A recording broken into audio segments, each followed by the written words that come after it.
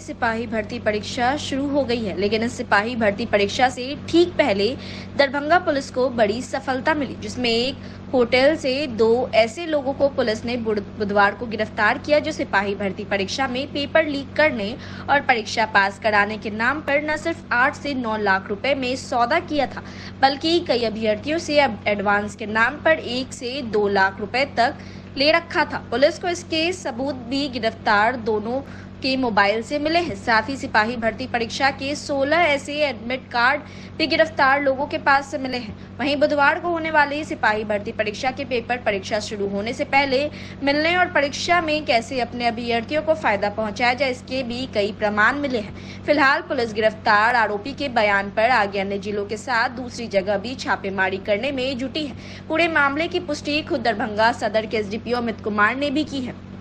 गिरफ्तार लोगों की पहचान दीपक कुमार सिंह और शशिकांत के रूप में की गई है। दोनों समस्तीपुर जिले के रहने वाले हैं। उनके नेटवर्क कई जिले में भी फैले हैं। पुलिस सभी सबूत को सत्यापित करने में लगी है। देखिए, पूरा मामला यह है कि आज दिनांक 7 अगस्त को बिहार पुलिस में सिपाही भर्ती की परीक्षा थी। बिहार के विभिन्न जिलों में दरभंगा अंतर्गत ये परीक्षा संपन्न होनी थी। इसे कदाचार रहित बनाने के प्रयोजन से वरीय पुलिस अधीक्षक महोदय के द्वारा स्पेशल निर्देश दिए गए थे कि जितनी होटल हैं, लॉज हैं, बस स्टैंड इत्यादि पर सघन चेकिंग की जाए। चेकिंग के क्रम में ही कोतवाली थाना के बल के द्वारा अधिकारी के द्वारा एक होटल में चेकिंग किया गया। वहाँ आधार कार्ड इत्यादि का सत्यापन किया जा रहा था, जिस क्रम में एक व्यक्ति जिनका नाम दीपक कुमार सिंह है, जो भी पुलिस की हिरासत में है, उनके साथ एक परीक्षार्थी भी थी। उनके द्वारा पूछताछ के क्रम में स्पष्ट जवाब नहीं दिया जा पाया कि उनके आने का प्रयोजन क्या है। उनके आधार कार्ड में कुछ विसंगति पाई गई। उन्हें पूछताछ के लिए थाना लाया गया। थाने लाने के पश्चात उनके मोबाइल को खंगाला गया तो काफ़ी हैरतअंगेज बड़े पैमाने पर डिटेल्स हमें प्राप्त हुए, जिसमें यह प्राप्त हो रहा है कि इनके द्वारा इनके जैसे कुछ और लोगों के साथ मिलकर एक गिरोह के तौर पर काम किया जाता है और परीक्षा भर्ती में कदाचार कराने का प्रयास किया जा रहा था। इन्होंने कुछ लड़कों से, कुछ अभ्यर्थियों से पैसे लेन देन की बात कर रखी थी, जो मोबाइल के चैट से स्पष्ट हो रहा है। इनके गिरोह के लोगों के साथ के इनके वॉइस कॉल, वीडियो कॉल स्पष्ट हो रहे हैं। कई सारे और लोग हैं जिनके बारे में जानकारी प्राप्त हुई है और रात में अर्ली मॉर्निंग लगभग 5 बजे सुबह रेड करके उनमें से एक आध को गिरफ्तार भी किया गया है, जो पुलिस की हिरासत में उनसे पूछताछ की जा रही है। पेमेंट की डिटेल्स हैं, 10-15 एडमिट कार्ड इनके मोबाइल में हैं और भौतिक भी इसकी कॉपीज कुछ इनके पास से मिली थी, जो गिरफ्तार हुए हैं। मोबाइल नंबर से कई सारे सेंटर्स के नाम हैं जो विभिन्न जिलों में अवस्थित हैं बिहार के। डिटेल चैट्स हैं हमारे पास, वॉइस कॉल वगैरह है, जैसा बताया गया, कुछ वॉइस रिकॉर्डिंग्स हैं। उसी के आधार पर पूरे मामले की गंभीरता को देखते हुए जांच पड़ताल की जाएगी। कितने पैसे की लेन देन थी और क्या है और कितना एडवांस हुआ था, कितने में तय हुआ था?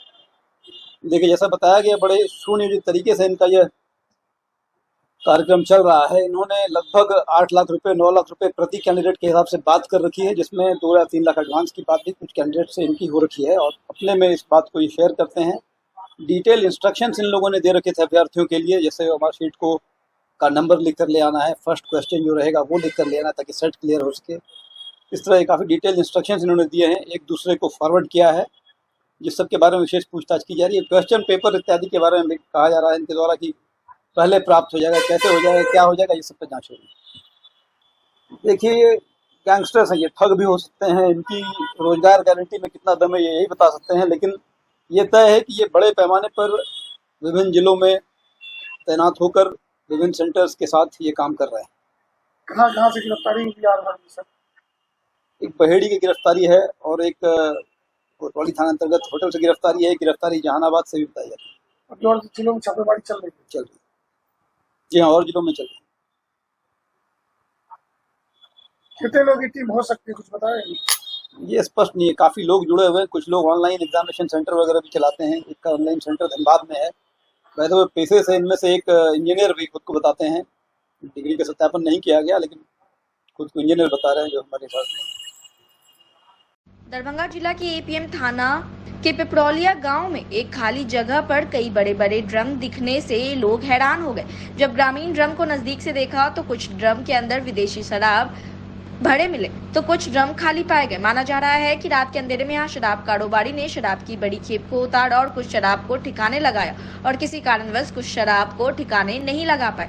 ड्रम में शराब दिखाई देने के बाद स्थानीय लोगों ने इसकी सूचना चौकीदार के माध्यम से स्थानीय थाने को दी, लेकिन ग्रामीणों का आरोप है कि स्थानीय थाना और चौकीदार मौके पर पहुंच मामले की जाँच के बदले सूचना देने वाले लोगों को ही शराब नष्ट करने की सलाह देने लगे। ऐसे में लोगों ने इसकी सूचना स्थानीय मीडिया को दे दी। मीडिया के पहुंचने के बाद जब मामला सामने आया तब आनन फानन में पुलिस मौके पर पहुंच शराब को जब्त किया और एक शराब कारोबारी जितेंद्र सहनी के घर पर छापेमारी की, जहां से भारी मात्रा में विदेशी शराब बरामद किया गया।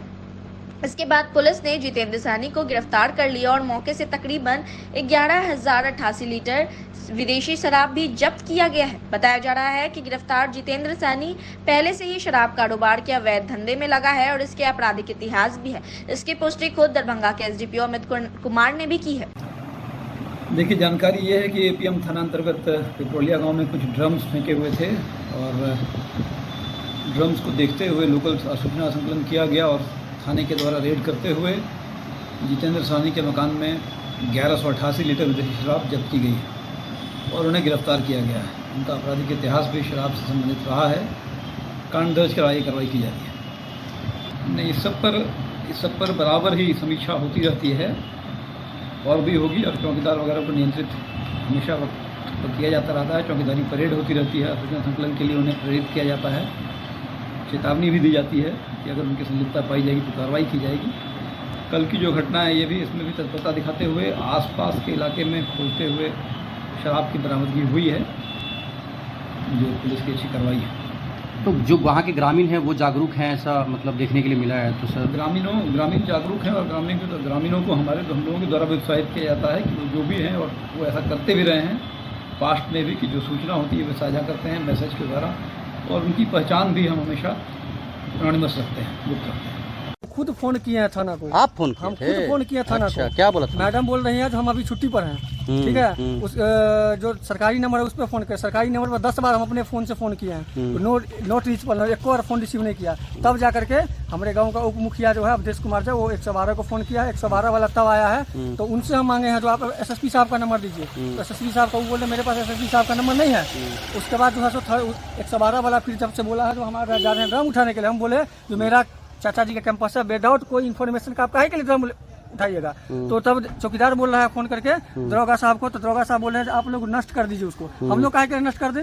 रात में ये बात हुआ? सुबह में जब हमको इन्फॉर्मेशन मिला तो हम वहाँ से आए। हमारे यहाँ से 500 मीटर दूरी पर घर है। हम जब यहाँ पे आए हैं तो हमको क्या बोला चौकीदार, आप लोग खुद नष्ट कर दिया। हम काहे के लिए नष्ट कर दें? हम तब बोले हैं उनको आप एसएसपी साहब का नंबर दीजिए, हम एसएसपी साहब से बतियाना चाहते हैं। उनको बोलेंगे फोन पर आने के लिए, हम अपने से काहे नष्ट कर देंगे? तब जो है तो थाना जब प्रेस मीडिया वाले को बुलाए हैं तब जाके दरोगा साहब खुद अपने आए हैं और उसके बाद आप नाम दर्ज कर रहे हैं। अब बोल रहे हैं एफएसएल की टीम मंगाएंगे तो वगैरह मंगाएंगे, मगर कुछ क्या मंगाइएगा? जब यहाँ पे सबूते उठा के लेकर चल जाइएगा तब क्या मंगाइएगा बाद में? हम इनको बोले हैं जो आप लिखित के सामने कल के डेट में मान के चलिए बोरा में या कट्टा कोई चीज में अगर लाश ला करके फेंक देगा। क्या नाम हुआ आपका? रोशन कुमार झा, पिपरोलिया। उत्तर बिहार के 8 करोड़ लोगों को हाई कोर्ट के न्यायिक कार्यों से पटना जाना पड़ता है। उत्तर बिहार के अधिकांश जिलों से अधिक दूरी रहने के कारण पटना जाने में 4 घंटे से लेकर 7 घंटे की दूरी तय करनी पड़ती है, जिसके कारण यहाँ के लोगों का समय के साथ साथ आर्थिक बोझ का भी सामना करना पड़ता है। इसलिए उत्तर बिहार के केंद्र बिंदु दरभंगा में हाई कोर्ट के एक बेंच की स्थापना कर 8 करोड़ लोगों की इन समस्याओं को दूर करना आवश्यक है। दरभंगा के भाजपा सांसद सह लोकसभा में पार्टी के सचेतक डॉक्टर गोपाल जी ठाकुर ने बुधवार को लोकसभा में शून्यकाल के दौरान मैथिली भाषा में अपनी मांग रखते हुए ये सारी बातें कही। सांसद डॉक्टर गोपाल जी ठाकुर ने लोकसभा में दरभंगा में अभी तक हुए विकास कार्यों के लिए प्रधानमंत्री नरेंद्र मोदी, गृह मंत्री अमित शाह, केंद्रीय मंत्रिमंडल के सदस्यों के साथ साथ पार्टी के शीर्ष नेतृत्व के प्रति आभार प्रकट करते हुए कहा कि एयरपोर्ट, आईटी पार्क, बाढ़ के स्थायी निदान के लिए 11,500 करोड़ रुपए की स्वीकृति, रोसड़ा दरभंगा 4 लेन, आमस दरभंगा 6 लेन, एक्सप्रेसवे, मखाना अनुसंधान केंद्र जैसे ऐतिहासिक पहल किए गए थे और आजादी के बाद 60 सालों के विकास कार्यों के मुकाबले नरेंद्र मोदी के 10 सालों के शासन को लोग स्वर्णिम काल के रूप में चर्चा करते हैं। उसी तरह दरभंगा में हाईकोर्ट बेंच की स्थापना होना उत्तर बिहार के लोगों के लिए हर दृष्टि से अमृत समान है, जरूरी है। सांसद गोपाल जी ठाकुर ने दरभंगा में हाई कोर्ट बेंच की स्थापना के पक्ष में लोकसभा में अपने तर्कों का हवाला देते हुए कहा कि उत्तर बिहार के सुदूर क्षेत्रों से भौगोलिक स्थिति एवं पहुंच की दृष्टि से दरभंगा में बेंच की स्थापना होने पर आधी दूरी कम हो जाएगी, जबकि न्यायिक मामलों की अधिक मात्रा में लंबित संख्या भी कम हो जाएगी और तेजी से मामलों का निपटारा भी होगा। सांसद डॉक्टर ठाकुर ने सुविधा और संसाधन का उदाहरण देते हुए लोकसभा को बताया कि दरभंगा में पर्याप्त रूप से न्यायिक और प्रशासनिक संसाधन उपलब्ध रहने के कारण कम खर्चे में यहां बेंच का खुलना सुगम होगा, जबकि समय की बचत, कम खर्चे, कम परेशानी होने से 8 करोड़ मिथिला वासियों के सामाजिक एवं आर्थिक स्थिति में भी बदलाव होगा। सांसद डॉक्टर ठाकुर ने दरभंगा में हाई कोर्ट बेंच की स्थापना के लिए लोकसभा में यथाशीघ्र पहल करने की मांग और आग्रह करते हुए कहा कि 8 करोड़ लोगों के सुगम तथा सुलभ न्याय मिलने एवं पटना हाई कोर्ट के कार्यभार में संतुलन के लिए मांग समुचित तथा न्यायोचित है। माननीय सभापति महोदय, पूरे मिथिला क्षेत्र के सबसे महत्वपूर्ण विषय बहुत दिन से लंबित मांग रहल जे उत्तर बिहार के केंद्र दरभंगा में हाई कोर्ट के एक बेंच के स्थापना कैल जाए। महोदय, देश के यशस्वी प्रधानमंत्री परम आदरणीय नरेंद्र मोदी जी के सरकार में उत्तर बिहार के केंद्र दरभंगा में airport, AIIMS, IT park, super speciality, प्रथम एक्सप्रेसवे, 6 लेन, आरओबी तमाम जे उत्तर बिहार के वास्ते आवश्यकता छल। देश के आजादी के बाद देशक यशस्वी प्रधानमंत्री हमरा दलैन। आब पूरे मिथिला क्षेत्र का एकटा मांग महत्वपूर्ण रह गया है जे दरभंगा में पटना के हाई कोर्ट के एकटा बेंच का स्थापना हो, ताकि उत्तर बिहार के 8.5 करोड़ आबादी का और 22 जिला जे उत्तर बिहार में पड़त तकरा जबरदस्त लाभ है। महोदय, आदरणीय माननीय मंत्री जी से हमार विनम्र निवेदन है जे दरभंगा में पटना हाई कोर्ट के बेंच करवा के लिए आवश्यक कदम उठाल जाए और निश्चित रूप से ये कदम मिथिला क्षेत्र के वास्ते न्यायिक कार्य में सुविधा भेटत और पटना हाई कोर्ट के कार्यभार में भी कमी है। बहुत बहुत धन्यवाद। नमस्कार।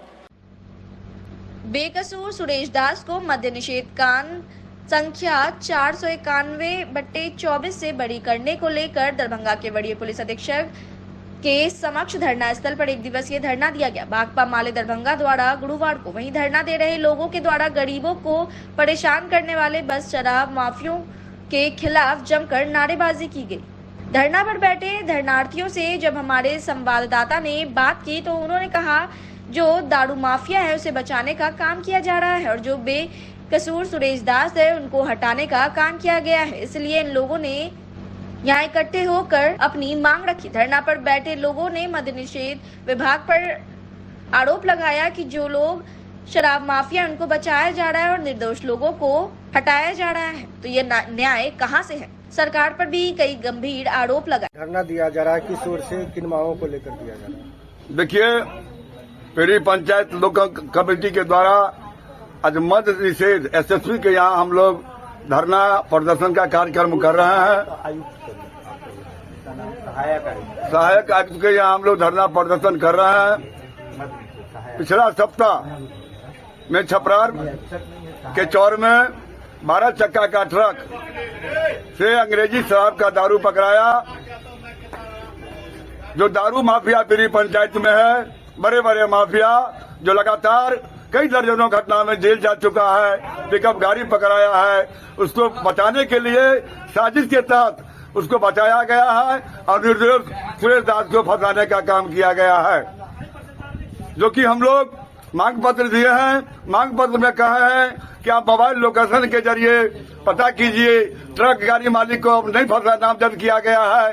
दारू गाड़ी नंबर से पता करना चाहिए मद्य निषेध के प्रशासन के कि दारू का मालिक कौन है, किसने गाड़ी किया, सब कुछ छोड़ के सुरेश दास के ये तो 40 बरस से मेरी पंचायत में तार खजूर का नीरा उतार कर किसी तरह गरीब परिवार का भरण पोषण करता है और दर्जनों लाख रुपया लेकर के दारू माफिया को ये लोग बचाने का काम किया है और निर्देश सूर्यदास को दारू के केस में फंसाने का काम किया है।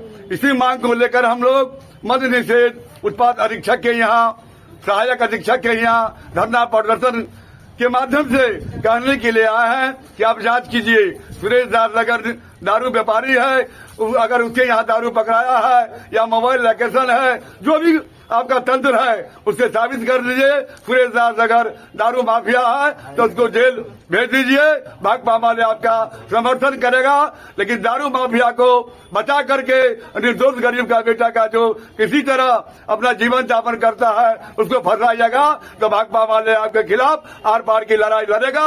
जब तक सुरेश दास को रिहाई नहीं कीजिएगा, भाकपा माले पिर्री लोकल कमेटी चैन से नहीं बैठेगा। चाहे आंदोलन का जो भी रूप लेना पड़ेगा हम लोग लेंगे और किसी तरह का विधि व्यवस्था भंग होता है इसका जवाब दे मध्य निषेध विभाग प्रशासन होगा। अपना परिचय देते हैं। मेरा नाम जंगी यादव, भाकपा माले जिला कमेटी सदस्य। धरना दिया जा रहा है, किन के समक्ष दिया जा रहा है, किन मांगों को लेकर दिया जा रहा है? आज भाकपा माले बहादुरपुर प्रखंड अंतर्गत पिर्री पंचायत की लोकल कमेटी के नेतृत्व में 1 दिवसीय धरना प्रदर्शन चल रहा है।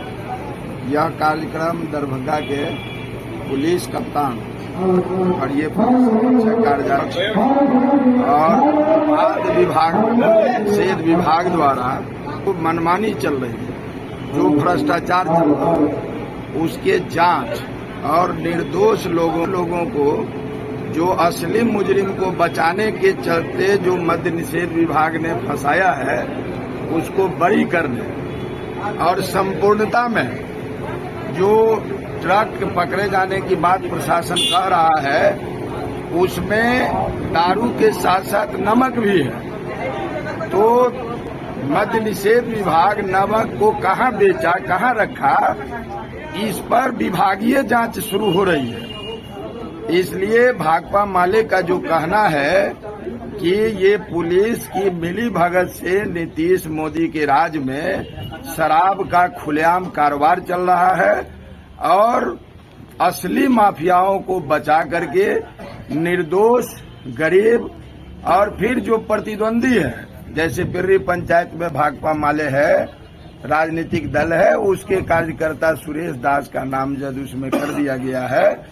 तो इसको बरी करने के सवाल पर आज आंदोलन शुरू हुआ है और हमारी मांग है दरभंगा के पुलिस ऑफिसर से, मद्य निषेध विभाग से कि आप असली मुजरिम को पकड़ो और ये जो भ्रष्टाचार है दारू बेचने में और जब्ती में जो दिखलाई गई है ट्रक में, इस पर कार्रवाई हो, ये हम उच्चाधिकारियों से मांग करते हैं। सरकार से कहना चाहते हैं कि वो शराब माफिया को बचाना बंद करे और सचमुच यदि शराबबंदी है तो शराबबंदी कहाँ है यह दरभंगा की जनता देख रही है। दरभंगा की जनता इसका हिसाब किताब लेगी। जी अपना परिचय देते। वैद्यनाथ यादव, भाकपा माले जिला से।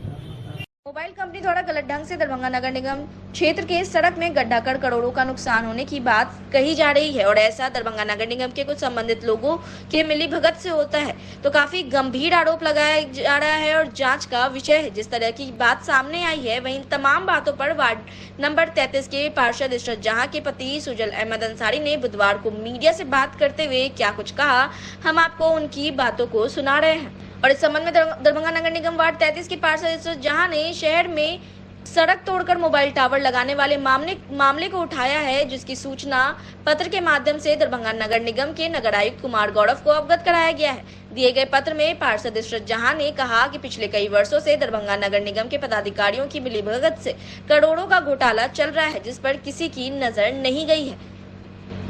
जियो, एयरटेल, वोडाफोन सहित अन्य मोबाइल कंपनियों के जब कनेक्शन लगाने के लिए सड़क के किनारे केबल बिछाने के लिए नगर निगम से परमिशन लेती है तो सड़क कटिंग जब होती है उससे निगम का जो नुकसान होता है और अन्य के हिसाब से उन कंपनियों से पैसा जमा करवाता है, तब उनको परमिशन दिया जाता है। कुछ दिन पहले ही एक मामला हमारे वार्ड में 3 दिन पहले हुआ है, जिसमें डॉन बास्को स्कूल के सामने रात लगभग 12 बजे बड़ी मशीन से केबल डालने के लिए 18 जगहों पर गड्ढा करना चाहते थे।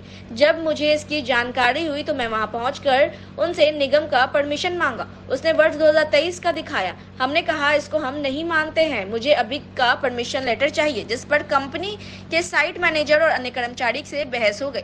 तब नुसरत जहां रात के 12 बजे नगर निगम के नगर प्रबंधक को सारी बातों से अवगत कराया। तब उन्होंने कहा कि इसे ठीक किया जाए, पुराने लेटर का कोई वैल्यू नहीं है, और काम बंद करवाने को कहा। निगम के पूर्व पार्षद रह चुके हैं और आपके हाथ में पेपर है, ये पूरा क्या मामला है, क्या आप खुलासा करना चाहते हैं? देखिए, इसमें हमने नगर आयुक्त को रिसीविंग दिया है, रिसीविंग करा के मंगाए हैं। इसमें एक मामला आ रहा है, जितनी भी मोबाइल कंपनी, जियो कंपनी हो या एयरटेल हो या वोडाफोन हो, ये जमीन के अंदर जो है केबल जो है बिछाता है, गड्ढा करके सुरंग करके जो है ले जाता है 200-400 फीट। ये क्या है कि परसों तरसों जो है एकरा अकेडमी के सामने में हम जब रात में 12-1 बजे मालूम है कि गड्ढा कर रहा, तो हम कहे तो उससे परमिशन लेटर मांगे, तो परमिशन लेटर दिखाओ नगर निगम का। तो उसने हमको दिखाया 2023 का लेकर, और उसके बाद ये काम कर रहा है 2024 में। हमने कहा इसको हम नहीं मानते हैं, आप हमको करंट दिखाइए और गड्ढा कीजिए। वो जब देने से असमर्थ हुआ तो हमने सिटी मैनेजर से बात किया, और सिटी मैनेजर से को सारी बात क्या होता है, उन्होंने एक लाइन में कहा कि 2023 की शिकायत कोई वैल्यू नहीं है, बंद करा दीजिए काम जब बंद करा दिए तो हमको 1-1.5 घंटा तक जो साइट मैनेजर है, जिसका फोटो भी है, और गाड़ी जो हमने पकड़ा था जो लेके भाग गया, उसका भी फोटो सब है, वो हमको 1-1.5 घंटा तक मैनेज करने की कोशिश किया, और अपने मोबाइल से पदाधिकारी जियो के उससे बात किया। उसने कहा कि हम पूरा पावर दे दिया है मैनेजर को, आप उनसे बात कर लीजिए अकेले में और काम होने दीजिए 1 घंटा। लेकिन हम नहीं माने, गाड़ी अंतर्गत गाड़ी लेके चली गई। तो गाड़ी लेके चली, तो मामला ये है कि जब भी कोई नगर निगम में इस तरह का गड्ढा खनता है या ये करता है, तो नगर निगम में से एनओसी लेना पड़ता है। नगर निगम रोड के गड्ढा का नुकसान के लिए और केबल बिछाने के लिए जो होता है, तो उसका एक जो उसका नॉर्म्स है, उस हिसाब से उससे पैसा जमा करवाता है। जैसे कि इसी तरह एक 8 साल पहले जो है कादराबाद में गड्ढा खन रहा था, और 1 बजे रात में हम पटना से आ रहे थे। जब पटना से आ रहे थे तो हमने उससे परमिशन लेटर मांगा, उसने फोटो कॉपी पीडब्ल्यूडी का देखा, हमका पीडब्ल्यूडी का तो रोड है नहीं। उसको आखिरकार हम रोकते रहे, काम नहीं होने दिया, तो उसने कहा कि आपको सारा खर्च आज का जो है उसका आपको दंड देना होगा और जुर्माना आप ही से हम लेंगे। तब हम डर गए तो रात में 1 बजे नगर आयुक्त को फोन किया, उन्होंने कहा काम बंद करा दीजिए। हम कहा कि नहीं सर, करा दंड हम आपसे लेंगे, पूरा खर्च का, पूरा यूनिट का जितना भी मशीन वगैरह आया।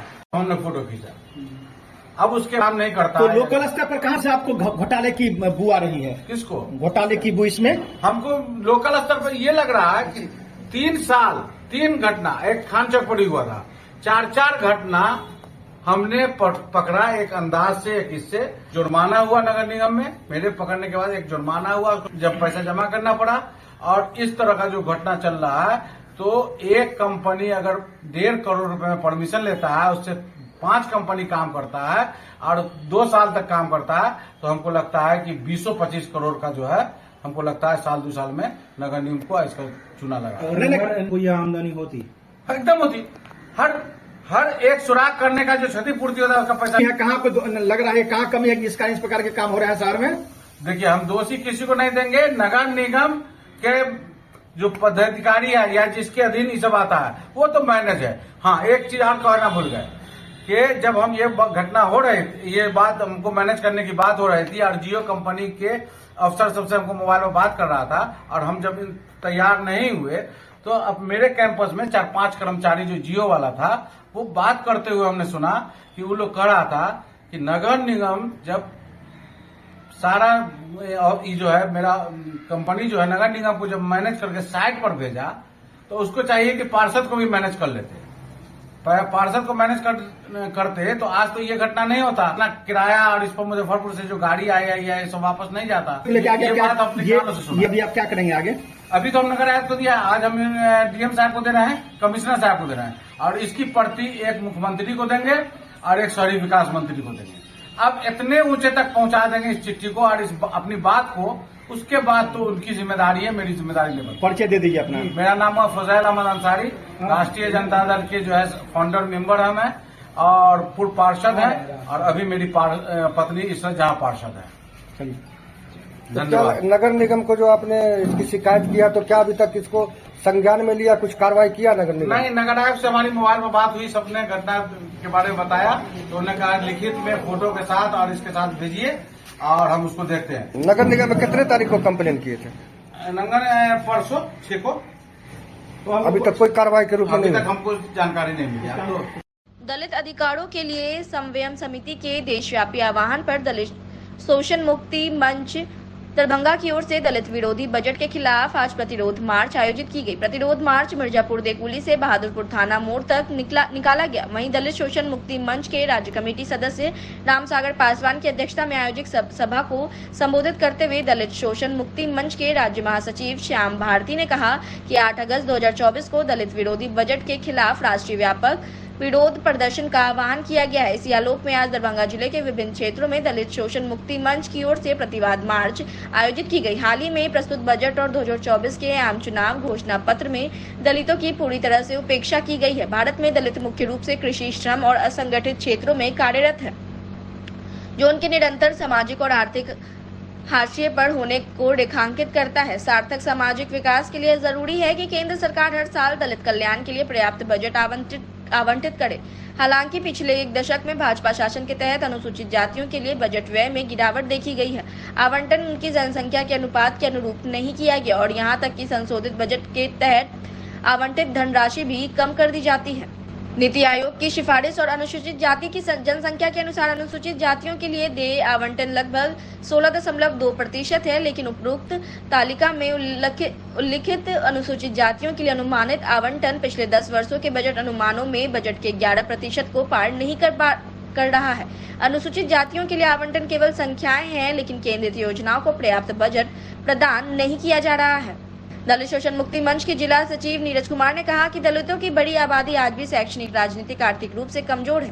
जिले में आए दिन दलित कमजोर वर्ग पर हमले तेज हो रहे हैं। उन्होंने जिले में बढ़ रहे दलित उत्पीड़न पर रोक लगाने की मांग की सभा में प्रस्ताव कर मोड़ गांव के दलितों पर किए गए हमले की निंदा की और नामजद सभी अभिलेखों की गिरफ्तारी की मांग की गई है। साथ ही दलित उत्पीड़न के खिलाफ एवं दलित के अधिकार के लिए 22 अगस्त को जिला समाहरणालय पर विशाल धरना प्रदर्शन आयोजित करने की घोषणा की गई है। सभा को गणेश महतो, विनोद पासवान, हरिशंकर राम, सुंदर राम, मनोहर शर्मा, राजकुमार शर्मा, मोहम्मद कलाम, मोहम्मद गुलजार, नीलन देवी आदि ने संबोधित किया।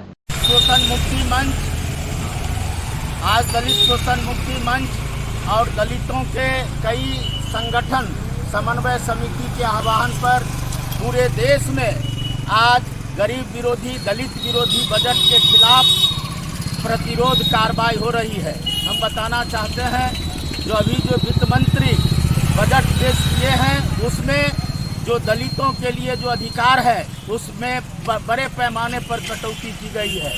ये लगातार दलितों के साथ, खेत मजदूरों के साथ ये जो वित्त मंत्री हैं उनके लिए जो उचित हक मिलना चाहिए उसमें कटौती कर रहे हैं।